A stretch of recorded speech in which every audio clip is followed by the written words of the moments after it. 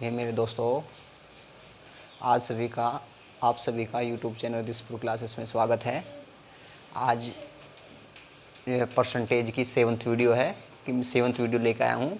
उसमें जो है अच्छे अच्छे क्वेश्चन हैं। ठीक है दोस्तों, और मेरे दोस्तों प्लीज़ मेरे चैनल को जो है सब्सक्राइब, लाइक और शेयर करते रहिए। ठीक है, तो आज की क्लास का जो है फर्स्ट क्वेश्चन लेते हैं। पहला क्वेश्चन क्या है, तो क्वेश्चन नंबर 1 है, यदि किसी वृत्त की प्रत्येक भुजा, क्वेश्चन नंबर 1, यदि किसी एक वर्ग की प्रत्येक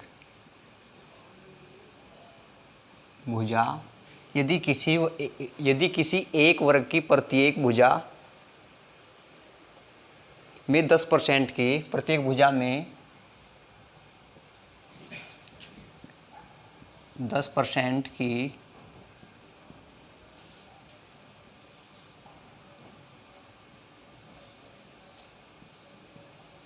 कर दी जाए, वृद्धि कर दी जाए, तो उसके क्षेत्रफल पर करती जाए तो उसके क्षेत्रफल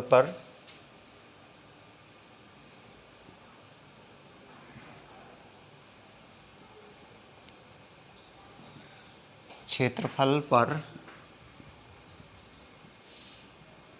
क्या प्रभाव पड़ेगा, क्या प्रभाव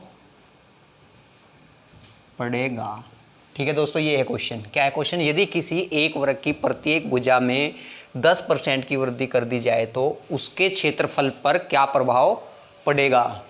ठीक है, तो आइए देखते हैं। तो क्या हो रहा है दोस्तों, 10% की वृद्धि हो रही है। ठीक है, देखते हैं किस तरीके से करते हैं। तो हम क्या मान लेते हैं, यदि किसी एक वर्ग की प्रत्येक भुजा में, ठीक है, क्योंकि वर्ग का जो क्षेत्रफल है a² होता है। ठीक है, तो हम क्या मान लेते हैं, 100 मानते हैं। ठीक है, अभी क्या क्या है कि प्रत्येक भुजा में 10% की वृद्धि कर दी जाए। ठीक है, तो क्षेत्रफल निकालना, तो हमें क्या करना है, 10% की वृद्धि करनी है, तो 110/100, यानी कि 100% में 10 की वृद्धि हो रही, तो 110/100 गुणा 110/100, 2 बार लिख लेंगे। ठीक है, इस 100 से ख़त्म हो जाएगा, इन 2 जीरो से 1 जीरो ये, 1 जीरो ये, 11 और 11 की गुणा कितनी होती है, 121।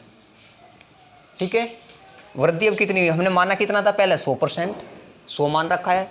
वृद्धि कितनी होगा ये अब, 121 की।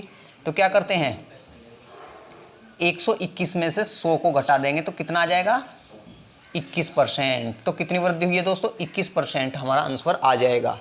ठीक है, अब नेक्स्ट क्वेश्चन लेते हैं। क्वेश्चन नंबर नेक्स्ट है,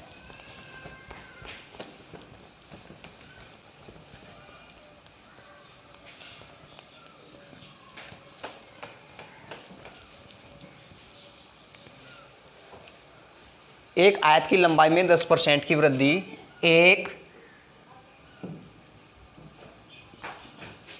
आयत की लंबाई में 10% की वृद्धि, एक आयत की लंबाई में 10% की वृद्धि तथा चौड़ाई में 10% की कमी, तथा चौड़ाई में 10% की कमी कर दी जाए, 10% की कमी कर दी जाए,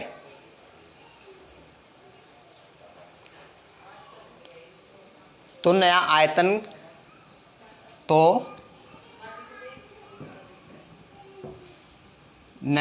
आयत का क्षेत्रफल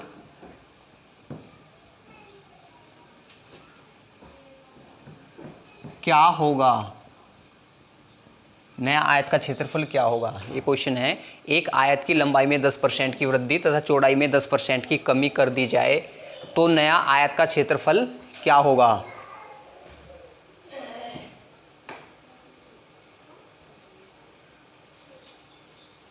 ठीक है, आयत के क्षेत्रफल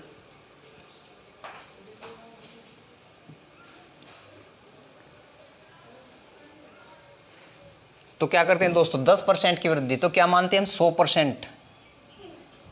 हमारे पास जो पहली जो हमारे पास वस्तु है, ये जो क्षेत्रफल है, ठीक है, कितना है, 100% है, तो कितने की 10% की वृद्धि हो रही है, तो कितना होगा, 110/100।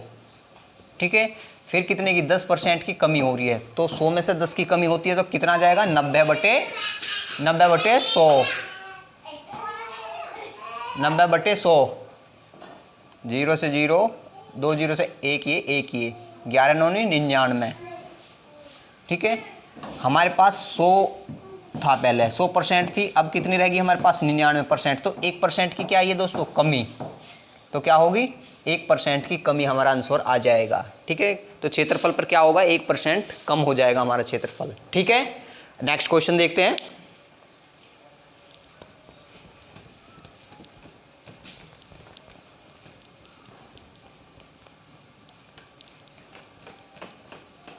नेक्स्ट क्वेश्चन नंबर 3, किसी वर्ग की प्रत्येक भुजा में 30% की वृद्धि करने पर किसी वर्ग की प्रत्येक भुजा में 30% की वृद्धि करने, किसी वर्ग की प्रत्येक भुजा में 30% की वृद्धि करने पर इसके क्षेत्रफल में कितने प्रतिशत वृद्धि होगी, करने पर इसके क्षेत्रफल में कितने प्रतिशत वृद्धि होगी।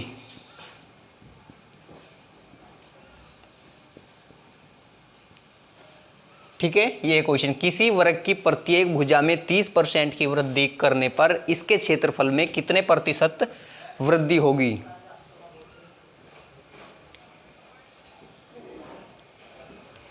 ठीक है दोस्तों, तो किसी वर्ग की प्रत्येक भुजा में 30% की वृद्धि करने पर, तो क्या मानते हैं, जैसे पहले से मानते आ रहे हैं, कितनी, 100, कितनी होगी, 100। ठीक है, तो कितनी वृद्धि होती है दोस्तों, 30% की। ठीक है, तो गुना 130/100। ठीक है, अब आगे, किसी वर्ग की प्रत्येक भुजा में 30% की वृद्धि करने पर इसके क्षेत्रफल में कितनी वृद्धि होगी। ठीक है, गुना 130/100।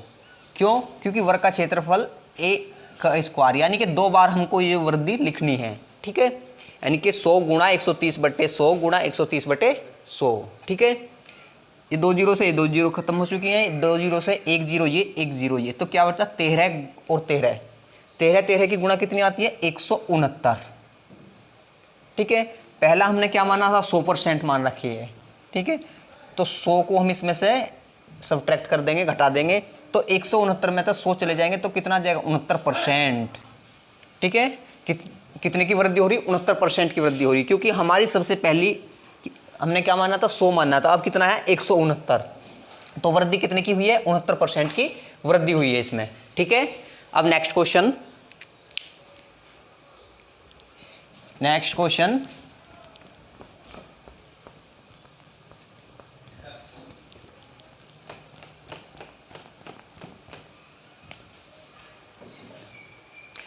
एक वर्ग की लंबाई तथा चौड़ाई में क्रमशः एक वर्ग की लंबाई तथा चौड़ाई में क्रमशः 40% तथा 30% 40% तथा 30% की वृद्धि करने पर 30% की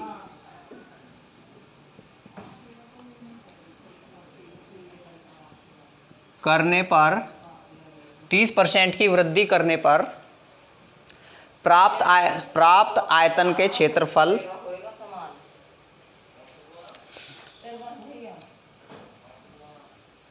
प्राप्त आयत का क्षेत्रफल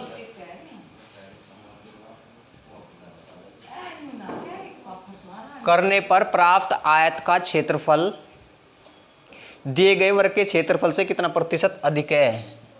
दिए गए वर्ग के क्षेत्रफल से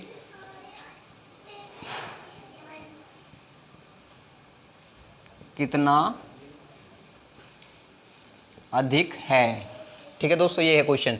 एक वर्ग की लंबाई तथा चौड़ाई में क्रमशः 40% तथा 30% की वृद्धि करने पर प्राप्त आयत का क्षेत्रफल दिए गए वर्ग के क्षेत्रफल से कितने प्रतिशत, ये कितने अधिक है, कितने प्रतिशत अधिक है।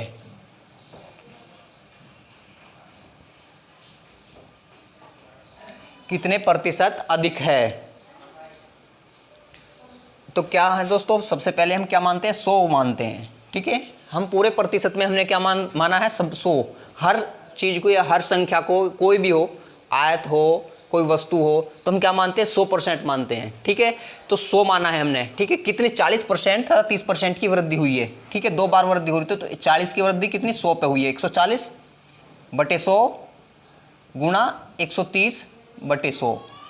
ठीक है, 40% की वृद्धि और 30% की वृद्धि हुई है। तो 100 गुणा 140/100 गुणा 130/100। ठीक है, इस 100 से ये 100 कैंसिल हो जाएगा, इन दोनों जीरो से ये एक जीरो, ये एक जीरो, ये तो कितना बचा हमारे पास, 14 और 13। 14 थी 42 का 2 का हासिल लगे 4, 14 का 14 और 4 18 है। ठीक है, कितनी हमारी 182% है। ठीक है, पहला हमने कितना मानना है, 100, तो कितना बचता है 82%। तो कितने की क्षेत्रफल से कितने प्रतिशत अधिक है, तो कितने प्रतिशत अधिक मिला है, 82%, 82%। कितना है दोस्तों, 82% हमारा आंसर आ गया है। ठीक है, नेक्स्ट क्वेश्चन। अगले क्वेश्चन पे आइए, बहुत अच्छे क्वेश्चन है।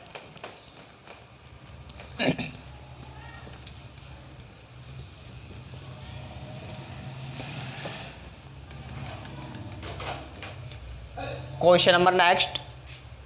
एक आयत की लंबाई में 60% की वृद्धि करने पर एक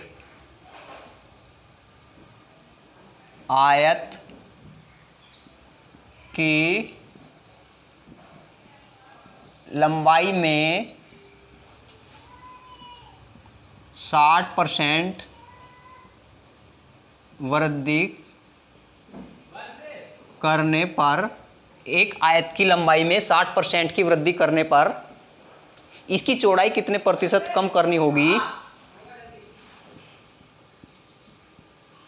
इसकी चौड़ाई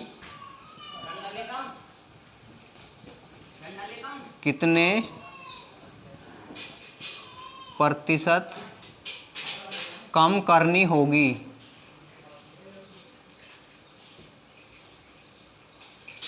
कितने प्रतिशत कम करनी होगी जिससे इसका क्षेत्रफल पूर्ववर्ती रहे, जिससे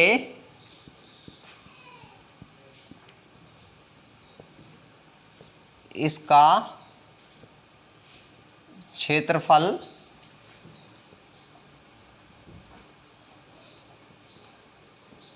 पूर्ववर्ती रहे। क्या है, जिससे इसका क्षेत्रफल पूर्ववर्ती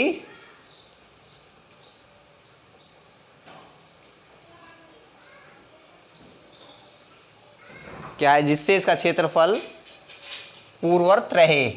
क्या रहे, जिससे इसका क्षेत्रफल पूर्ववर्त रहे। ठीक है, आइए देखते हैं क्वेश्चन क्या है। एक आयत की लंबाई में 60% की वृद्धि करने पर इसकी चौड़ाई कितने प्रतिशत कम करनी होगी जिससे इसका क्षेत्रफल पूर्ववत रहे। ठीक है दोस्तों, तो हमारे पास सबसे पहले क्या है 100% है चीज। ठीक है, वृद्धि कितने की हुई है 160% की, तो कितनी हो जाएगी 160% की। ठीक है, 100% में हमारी वृद्धि कितनी हुई है 160% हो जाएगी। ठीक है, तो अब इनके बीच में कितना अंतर है, दोनों के बीच में 60% का अंतर है। ठीक है, ये कहा कि कमी कहाँ से होगी, कमी हमेशा जो है ज़्यादा से होती है। जो चीज़ 100% है ये तो कम है ही। ठीक है, ज़्यादा कहाँ हुई है, तो ज़्यादा 160 है तो यहाँ से कमी होगी, तो बटे में 160 गुना में आ जाएगा 100। ठीक है, 0 से 0 कैंसिल होगी, 2 तिया 6, 2 8 16। ठीक है, 100 की 3 में गुणा हो जाएगी, कितनी आ जाएगी दोस्तों 300 बटे 8।